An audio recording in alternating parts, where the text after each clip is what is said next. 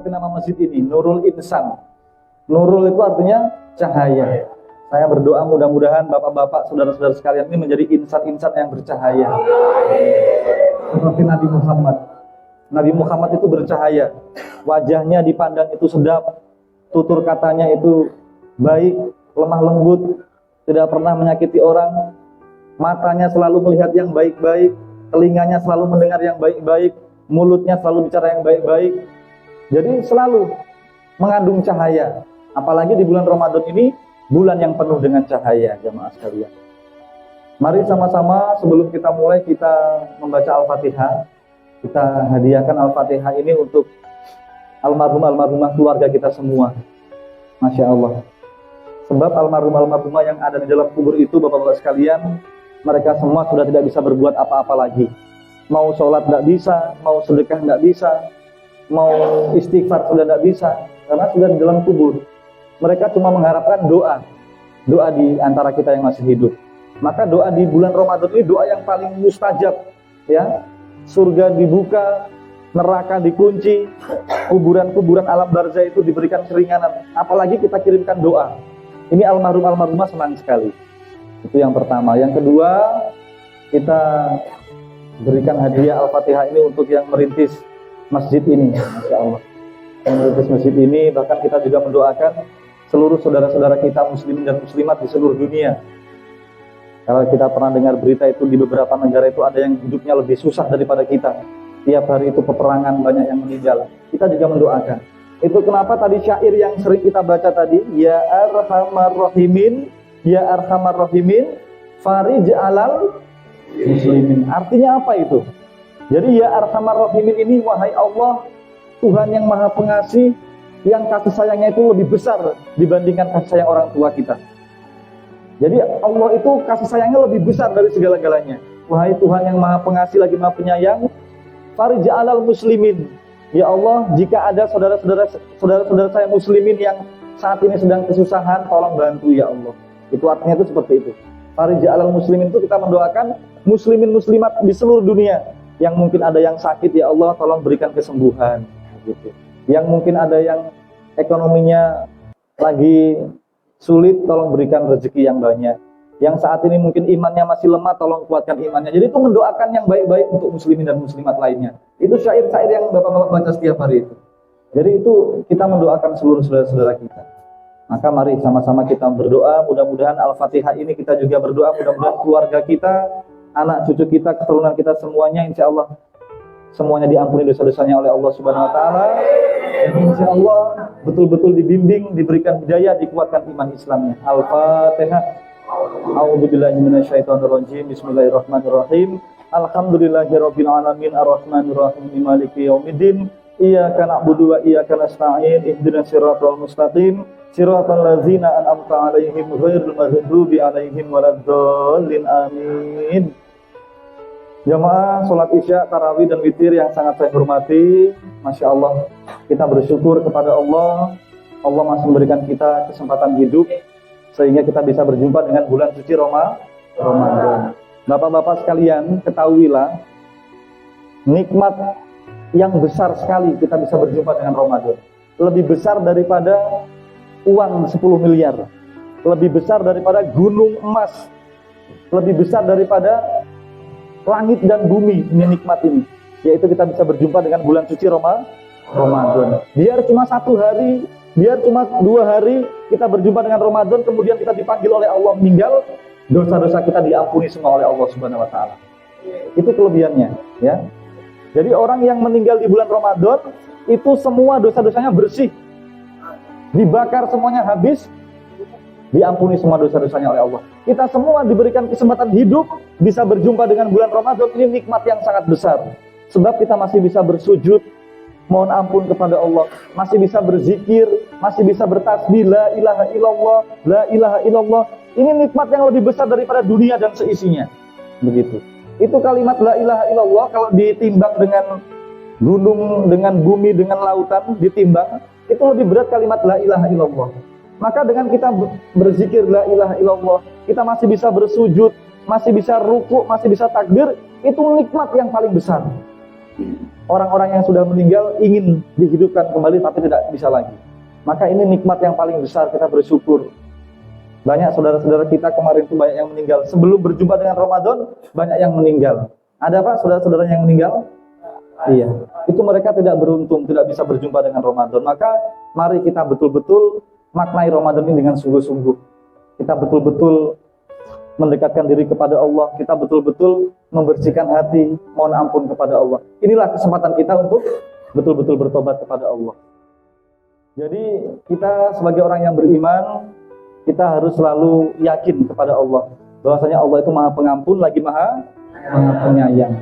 Di zaman Nabi Muhammad telah menceritakan sebuah kisah yang terjadi di zamannya Nabiullah Musa alaihissalam. Jadi Nabi Muhammad menceritakan ada seorang bapak-bapak, dia ini mengumpulkan anak-anaknya. Anaknya ini orang-orang hebat semua. Jadi dia bilang begini, wahai anak-anakku, bapak ini mau berwasiat kepada kalian. Tapi sebelum bapak berwasiat, bapak ini menurut kalian orang baik atau tidak? Anak-anaknya bilang, bapak ini orang paling baik, orang baik. Begitu. Bapaknya bilang begini, nah kalian semua tidak tahu bapak sebenarnya seperti apa. Bapak ini banyak sekali dosa, banyak sekali dosa. Bapak takut nanti kalau sudah meninggal, bapak akan diazab, akan dihukum oleh Allah di dalam kubur. Maka bapak berwasiat, nah nanti kalau bapak meninggal, tolong bapak nanti jasadnya nanti tolong dibakar saja. Bapak punya jasad nanti dibakar, setelah dibakar jadi abu halus, usahakan lembut halus seperti orang India gitu loh Pak. Setelah jadi abu halus, tolong bawa ke pinggir laut. Jangan dulu dibuang, tunggu kalau ada angin besar, baru kamu buang itu abu tadi. Ternyata kata Nabi Muhammad, anak-anaknya tadi melaksanakan wasiat ayahnya tadi. Jadi ayahnya tadi meninggal dunia, dia takut kepada Allah karena banyak dosa, dia tidak mau sampai disiksa oleh Allah. Dia ingin menghilangkan jejak dia. Ya, dibakar jadi abu, dibuang di laut. Jadi ketika itu abu sudah masuk ke dalam laut, sudah tenggelam, sudah terbawa angin, kuasanya Allah kata Nabi Muhammad. Allah berfirman, kun fayakun. Wahai abu, bersatulah kembali, berkumpullah kembali. Jadi itu abu tadi berkumpul kembali, utuh menjadi jasadnya bapak tadi. Nah, terjadilah dialog. Bapak tadi ditanya sama Allah, wahai bapak, kenapa bapak kok berwasiat aneh-aneh seperti itu kepada anak-anaknya bapak-bapak sekalian tadi. Jadi bapak tadi bilang, wahai Allah, saya ini banyak sekali dosa ya Allah, saya takut kepadamu ya Allah, maka saya berwasiat seperti itu. Sehingga Allah berfirman, wahai bapak, karena kamu punya rasa takut kepada Allah, kamu takut kepadaku, maka aku ampuni semua dosa-dosamu wahai bapak. Nah ini kisah yang pertama jamaah sekalian. Ya, kisah yang kedua di zaman Nabiullah Musa sama ini. Jadi di suatu kampung ada pemuda, dia ini terkenal sampah masyarakat. Jadi dia ini meninggal, orang-orang kampung tidak mau mengurus ini jenazahnya ini pemuda yang dikenal sampah masyarakat tadi. Dia dibuang di tempat sampah. Allah berfirman sama Nabi Musa, wahai Musa, carilah di suatu kampung ada anak muda yang dibuang di tempat sampah. Kamu cari sampai dapat, kemudian kamu urus jenazahnya, kamu mandikan, kamu kafani, kamu sholatkan. Dia itu kekasihku, begitu. Jadi Nabiullah Musa turun, dia cari di kampung-kampung, ada nggak itu pemuda yang dikenal dibuang di tempat sampah? Oh ada di sana, di Pinokalan sana. Itu bahasanya terang begitu. Dicari betul dapat, di tempat sampah sudah membusuk itu laki-laki tadi. Jadi Nabiullah Musa bertanya sama Allah, ya Allah, ini pemuda tadi orang-orang bilang dia ini preman, dia ini orang yang nakal sekali, sampai dia dibuang di tempat sampah. Kenapa engkau bilang dia kekasihmu? Allah berfirman, wahai Musa, aku lebih tahu daripada kamu. Orang-orang kampung juga tidak tahu. Itu pemuda tadi, ketika dia sebelum meninggal, dia menyesali dirinya tadi. Dia menyesali semua dosa-dosanya. Ya Allah, saya ini banyak dosa ya Allah. Saya mau bertobat kok selalu gagal ya Allah. Saya ini umat nabimu ya Allah. Saya tidak berani ya Allah. Saya cuma bikin malu nabimu. Jadi dia sebelum meninggal dia minta ampun kepada Allah betul-betul. Sehingga kata Allah, dia itu kekasihku. Dia aku ampuni semua dosa-dosanya. Dan dia akan kumasukkan surga. Nah ini dua kisah tadi jamaah sekalian, ini menunjukkan sifat Rahman Rahimnya Allah. Allah itu maha pemaaf, Allah maha pengampun. Ini terjadi di luar bulan Ramadan, terjadi di luar zamannya Nabi Muhammad. Apalagi kita umat Nabi Muhammad bisa berjumpa dengan bulan Ramadan maka dosa-dosa kita semua akan diampuni oleh Allah. Ya, sebab Ramadan ini artinya pembakaran, dibakar semua dosa-dosa kita, dibakar. Tapi yang bisa membakar dosa-dosa ini adalah diri kita sendiri. Yang penting kita mau sungguh-sungguh, begitu. Jadi orang yang puasa itu yang bisa mengunci neraka, yang bisa merantai setan itu bukan Allah. Yang merantai kita, yang merantai setan itu diri kita sendiri. Jadi dari diri kita sendiri, kalau memang betul-betul kita mau berubah, itu dari diri kita sendiri. Biarpun puasa, tapi kalau kita tidak mau berubah, susah itu hidayah akan masuk. Maka kita sungguh-sungguh tadi, seperti dua cerita tadi. Dia sungguh-sungguh mohon ampun, dia sungguh-sungguh mengharap kasih sayang Allah, maka diampuni semua dosa-dosanya oleh Allah. Seperti itu Bapak-Bapak sekalian ya. Mudah-mudahan kita semua ini tidak ada yang sempurna. Betul Pak ya? Tidak ada yang paling benar, paling suci. Semua orang ini punya dosa, ya. Sebab ada 3 macam jenis orang. Jadi yang pertama ini orang baik, dosanya sedikit. Ada yang kedua itu ada orang yang bukan orang baik, orang nakal, orang jahat, dan dosanya banyak. Nah kalau yang pertama tadi orang baik dan dosanya sedikit tuh kelompoknya para nabi. Para nabi itu orang-orang yang baik, mungkin dosanya sedikit. Nah yang kelompok kedua tadi, dia ini sudah buruk, baru ditambah lagi dosanya banyak. Nah ini orang yang masuk neraka tadi seperti ini. Karena sudah buruk, tidak beriman, banyak dosa. Nah yang tengah-tengah ini, inilah kita. Kita ini termasuk orang yang masih abu-abu. Tahu abu-abu Pak? Abu-abu itu kadang-kadang kalau kita ini dibilang orang baik, kalau kita dibilang orang baik, tapi kita masih melakukan dosa. Ya, mata masih melihat yang tidak bagus-bagus. Kadang masih bicara bohong. Ya, kalau dibilang kita ini orang buruk, tapi kita masih melaksanakan sholat, masih ingat Allah. Berarti kita ini di tengah-tengah, begitu. Maka orang yang beruntung itu orang yang selalu memperbaiki diri tadi Pak. Memperbaiki diri, memohon ampun kepada Allah dengan sungguh-sungguh, Allah akan mengampuni kita. Seperti itu Pak ya. Dan saya mau memberikan satu rumus, boleh diikuti nih Pak. Hidup masih koma. Sama-sama. Hidup masih koma. Belum titik. Hidup masih koma. Belum titik. Jadi jamaah sekalian, selama hidup ini masih koma, ya, selama ini siang malam masih ada, perputaran matahari masih ada, itu kemungkinan itu pasti akan terjadi, gitu. Jadi hidup masih koma, belum titik. Jadi orang jangan sombong, ya. Kalau ada orang yang dia ini saat ini baik, jangan sombong-sombong. Hidup masih koma, belum titik. Suatu saat hidupnya akan berputar, begitu. Ada orang yang dulu kaya raya, ya, tiba-tiba bangkrut, gulung tikar. Ada seperti itu, Pak? Ada. Karena hidup masih koma, belum titik. Ada orang dulu tuh orang susah sekali, dia kerja keras giat, tiba-tiba jadi orang sukses. Ada Pak ya?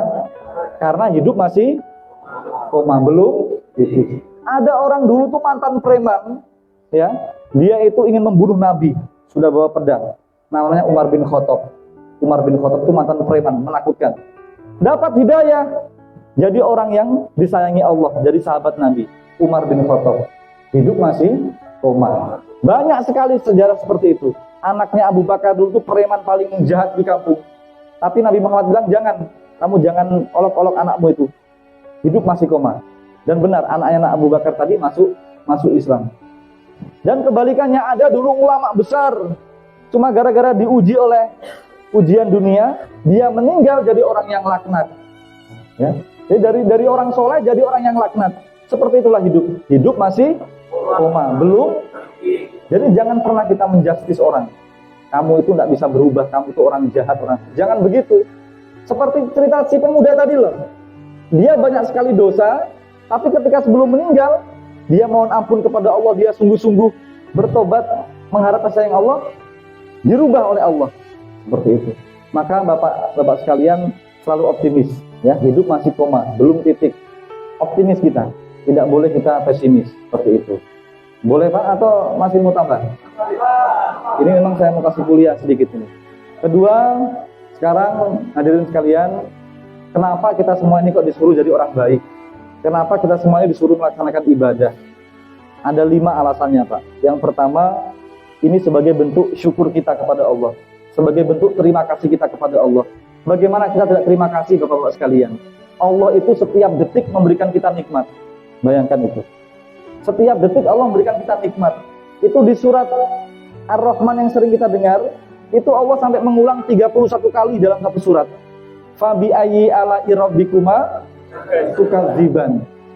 Wahai hamba-hambaku, kenapa kalian kok tidak bisa bersyukur? Kenapa kok merasa kurang terus? Kenapa kok mengeluh terus? Gara-gara kalian mengeluh terus, akhirnya kalian apa? Kalian melakukan kejahatan, kalian mencuri, kalian melakukan ini. Kenapa kalian tidak mau merenung, mensyukuri nikmat-nikmat yang Allah berikan ini tadi? Allah berfirman di surat Ar-Rahman, kulla yaumin huwa fi sya'an. Setiap detik Allah itu mengurus kita. Setiap detik Allah itu mengurus kita semua. Coba kita merenungi nikmat-nikmat Allah. Allah mengurus kita, ya. Jantung kita diurus oleh Allah. Ini jantung ini bisa berdetak ini, yang mengurus Allah ini. Kalau seandainya jantung ini berhenti 5 menit saja, sudah meninggal kita. Coba kita renungi, ya Allah, saya bersyukur ya Allah ketika wudhu. Kita wudhu Pak ya, kita cuci tangan, alhamdulillah ya Allah, saya masih punya tangan ya Allah. Tangan saya masih bisa bergerak. Ada orang yang tangannya popo, ada yang stroke. Sambil wudhu kita renungi seperti itu Pak. Ampuni dosa-dosa tangan saya ini ya Allah, ini tangan sudah Engkau berikan kok masih melakukan dosa. Minta maaf ya Allah. Cuci muka. Kita bersyukur ya Allah, saya masih punya mata yang normal ya Allah. Ada orang yang pakai kacamata seperti saya. Ada orang yang matanya buta. Ada orang yang tidak bisa melihat. Ini bersyukur. Minta ampun sama Allah, ya Allah kalau mata ini banyak dosa, saya minta maaf ya Allah. Itu orang yang bersyukur itu seperti itu. Mengusap kepala, ya Allah, kalau kepala ini banyak pikiran-pikiran kotor, tolong dihilangkan ya Allah. Tolong berikan saya pikiran-pikiran positif. Jadi nikmat Allah ini setiap detik Allah tuh memberikan kita nikmat. Jadi kenapa kita harus jadi orang baik? Karena kita ini diberikan nikmat Allah banyak sekali, jamaah sekalian. Banyak sekali, ya. Jadi orang yang bersyukur itu orang yang mengingat-ingat kebaikan. Ingat-ingat terus kebaikan. Ciri-ciri orang yang bersyukur itu dia mengingat kebaikan orang-orang. Ya, mulai dari orang tua kita renungi, ya Allah, saya bersyukur ya Allah. Saya punya orang tua kok ini baik sekali orang tua saya ini. Saya dari kecil dididik, disekolahkan ya Allah. Ada orang tua yang menelantarkan anak, ada orang tua yang membunuh anaknya. Saya bersyukur punya orang tua baik ya Allah. Kita renungi lagi suami kita atau istri kita, ya Allah, istri saya ini luar biasa baik. Jadi orang yang bersyukur itu selalu mengingat kebaikan. Yang buruk-buruk itu dihilangkan, gitu. Dilupakan. Saya bersyukur ya Allah. Itu yang pertama. Jadi kita harus jadi orang yang pandai bersyukur, harus selalu senang. Yang kedua, kenapa kita harus melaksanakan ibadah, harus jadi orang baik? Kita harus malu sama Allah. Yang di belakang sana ngantuk atau menghayati ini. Memang hayati ya. Jadi kenapa kita harus ibadah? Ini kita harus punya rasa malu sama Allah. Harus malu jamaah sekalian. Kita diberikan nafas, diberikan banyak sekali nikmat. Kenapa kok kita balas dengan keburukan? Jangan seperti itu pepatah anak-anak kita, air susu dibalas dengan Allah itu memberikan kita nikmat banyak sekali kok sampai hati kita mau membalas kebaikan Allah tadi. Kita harus malu kepada Allah. Yang ketiga, orang itu kalau rajin ibadah, selalu jadi orang baik, orang itu hatinya akan lembut. Hatinya akan lembut. Saya ini apa yang saya sombongkan? Saya ini manusia yang banyak dosa. Saya ini orang yang lemah. Kalau tidak punya uang juga pusing. Kalau tidak bisa makan ya lapar. Apa yang saya sombongkan? Jadi melembutkan hati, begitu. Dengan istri, dengan saudara, dengan keluarga. Apa yang harus saya mau sombongkan? Saya ini orang lemah. Melembutkan hati. Yang keempat, orang yang rajin ibadah, orang yang jadi orang baik itu dia selalu takut tadi. Takut akan siksa Allah tadi. Bapak-bapak pernah kena knalpot? Itu panas sekali. Atau mungkin kena api rokok, atau enggak kena minyak goreng panas, kena api. Itu baru panas dunia itu. Bagaimana itu panas? Nanti di alam kubur, di neraka. Begitu. Jadi kita harus takut kepada Allah. Harus takut kepada Allah. Yang terakhir, orang yang beriman, orang yang melakukan kebaikan itu selalu optimis. Selalu mengharap ampunan Allah, selalu optimis. Bayangkan Pak, Allah itu lebih kuat daripada polisi. Kekuatan itu luar biasa. Lebih hebat daripada dokter. Lebih hebat, lebih kaya daripada orang-orang kaya. Allah itu luar biasa. Gitu. Jadi orang yang beriman itu selalu optimis. Allah ini luar biasa. Jangankan kita loh Pak. Matahari yang besarnya 1 juta kali lipat itu diputar Allah itu gampang sekali. Gitu. Kun fayakun. Maka jangan pernah kita pesimis dalam hidup. Pasti Allah akan menolong saya. La tahzan. Innallaha ma'ana. Jangan pernah bersedih. Jangan pernah putus asa. Allah pasti akan menolong kita. Gitu. Jadi ada 5 Pak ya. Ada 5 tadi. Jadi kalau kita rajin ibadah, yang pertama ini sebagai bentuk syukur kita. Yang kedua, kita harus malu kepada Allah. Yang ketiga, kita harus takut kepada Allah. Yang keempat, ini melunakkan hati kita supaya hati kita ini jangan ada rasa sombong. Dan yang kelima, selalu optimis dalam hidup. Boleh Pak? Boleh. Hidup masih? Belum? Jam berapa sekarang? Boleh tambah 5 menit? 5 menit terakhir ini. Jadi ini yang terakhir. Saya mau sampaikan, kalau kita berbuat jahat, kalau kita berbuat kejahatan, itu ada dampak yang akan terjadi. Saya singkat, mana jamur gede. Apa Pak? Mana jamur gede. Mana jamur gede. Ada 6 dampak kalau kita berbuat jahat. Yang pertama, ma itu malaikat rahmat menjauh dari kita.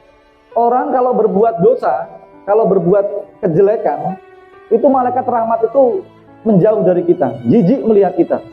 Malaikat rahmat. Jadi ada malaikat raqib atid yang mencatat amal baik, amal buruk. Ada lagi satu namanya malaikat rahmat. Malaikat rahmat ini paling senang datang kalau di dalamnya ini orang-orang itu melakukan kebaikan. Jadi ketika kita sholat berjamaah, mendengarkan ceramah, malaikat-malaikat rahmat berkumpul di sini, mendoakan kita semua. Begitu. Jadi kalau kita berbuat keburukan, berbuat kejahatan, malaikat ini menjauh dari kita. Kalau seandainya malaikat tadi bisa bicara, dia bilang begini, kok bisa-bisanya ini orang tidak takut dosa? Kok bisa-bisanya dia ini tidak takut neraka, tidak takut siksaan Allah? Jadi kalau kita berbuat jahat, berbuat keburukan, malaikat rahmat akan menjauhi kita. Itu yang pertama, ma. Yang kedua apa Pak tadi Pak? Nah, mana? Kalau kita berbuat jahat, Bapak-bapak sekalian, berbuat keburukan, Nabi kita Muhammad sedih. Nabi kita Muhammad menangis. Nabi Muhammad tuh kalau lihat kita ini umatnya ini, kalau berbuat kejahatan, Nabi Muhammad sedih, ya Allah, kok bisa-bisanya umatku kok sampai tega-teganya berbuat seperti itu. Padahal Nabi Muhammad ini diutus di muka bumi ini cuma satu tujuannya, supaya kita jadi orang-orang baik semua Pak. Jadi orang-orang baik semua. Jadi ketika kita berbuat dosa, berbuat jahat, Nabi Muhammad menangis. Namun sebaliknya kalau kita berbuat baik, Nabi Muhammad senang, gembira. Maka mulai dari sekarang kita harus membuat Nabi Muhammad senyum, senang. Ya, kita harus berbuat baik kepada sesama, dengan istri, dengan suami, dengan anak, dengan cucu, kita berbuat baik. Yang ketiga apa? Manaja. Orang kalau berbuat dosa Pak, berbuat kejahatan, itu dia jauh dari surga. Kakinya jauh dari surga, lebih dekat kepada neraka.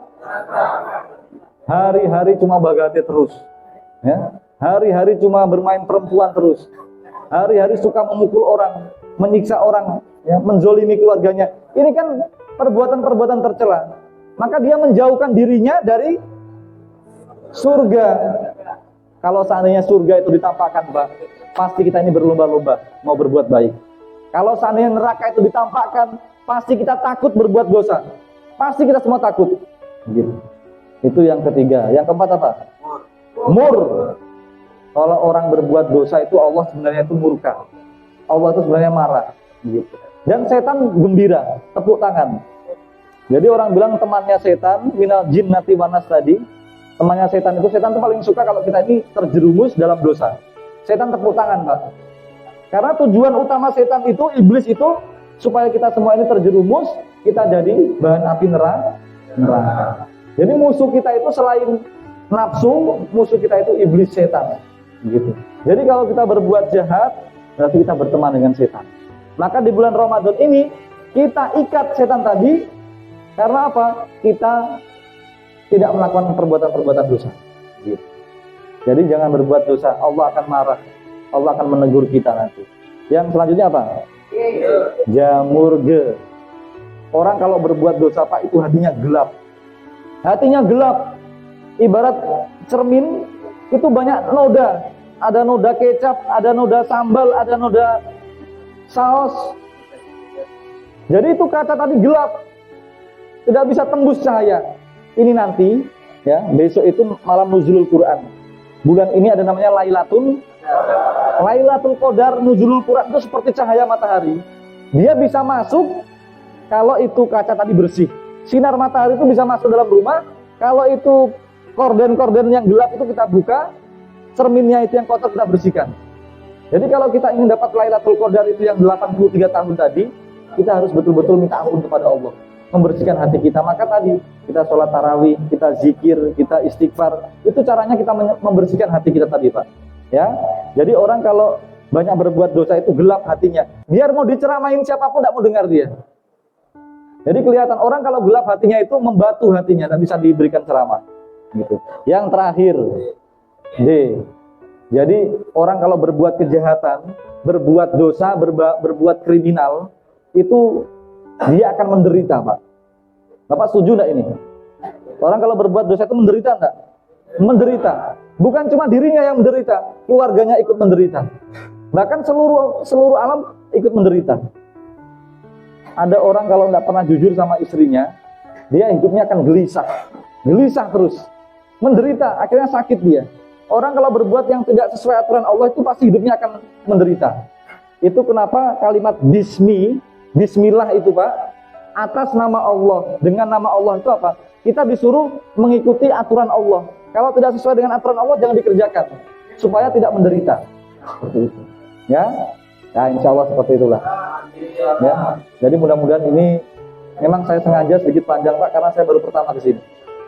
Insya Allah ke depan saya boleh mau datang isi di sini, Pak, ya. Memang tugas saya sebagai penghulu, tapi intinya kita semua saling mendoakan. Kita saling mendoakan, tidak boleh kita menghardik, mengolok-olok, tidak boleh. Ya, masih ada kesempatan, Pak. Masih ada kesempatan, belum terlambat. Hidup masih belum titik. Ya, kita harus punya semangat. Demikian, kurang lebihnya mohon maaf. Wassalamualaikum warahmatullahi wabarakatuh.